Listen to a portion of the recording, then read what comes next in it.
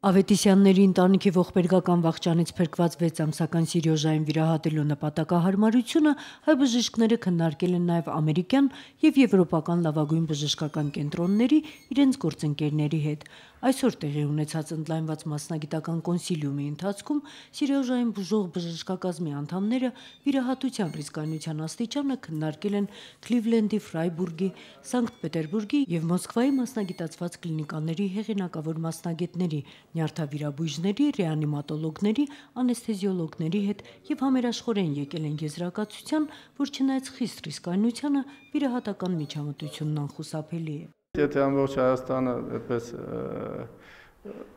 մտահոգված էր, ինձ թվում է ոչ պակասել, բեռ կրում էինք նաև մեր բժշկական կենտրոնով եւ ամբողջ այդ որոշում ընդունող այդ կոնսիլիումի անդամները նախարարի ղեկավարությամբ, բայց մենք այսպես կվաբանկ գնացել ենք, պատասխանատվությունը վերցրել ենք ու շարունակում ենք այդ բուժումը։ Տա Աստված բոլորի ցանկությունները մեկը լինի եւ արդյունքը մեր սպասվելիքը լինի։ Սիրոժային եւ եւս մի երեխայի վիրահատելու նպատակով Սանկտ Պետերբուրգից Երևան է ժամանել հայտնի նյարդավիրաբույժ պրոֆեսոր Վիլյամ Խաչատրյանը։ Հայաստանյան լավագույն մասնագետների հետ միասին իրականացված գլխուղեղի փորոքների վիրաբուժական միջամտության միջոցով կատարվել է դրենավորում, Սիրոժայի կյանքին սպառնացող բարդություններն ու հաշմանդամության վտանգը կանխելու նպատակով։ Ընդամենը 20 րոպե տևած վիրահատությունից հետո այժմ փոքրիկը վերակենդանացման բաժանմունքում է։ Վիրաբույժները արդյունքից գոհ են։ Փոքրիկի օրգանիզմը դիմակայել է կյանքին սպառնացող վտանգին, այդուհանդերձ հետագա բարդացումներն ու հաշմանդամության վտանգը դեռ բացառված չեն։ Հիվանդը շատ ծանր էր, կար վտանգ, որ կարող էր հիվանդը չտաներ վիրահատությունը, բայց տարավ, կոպիկ փոքրիկ էր։ Իսկ հիմա հավանականությունը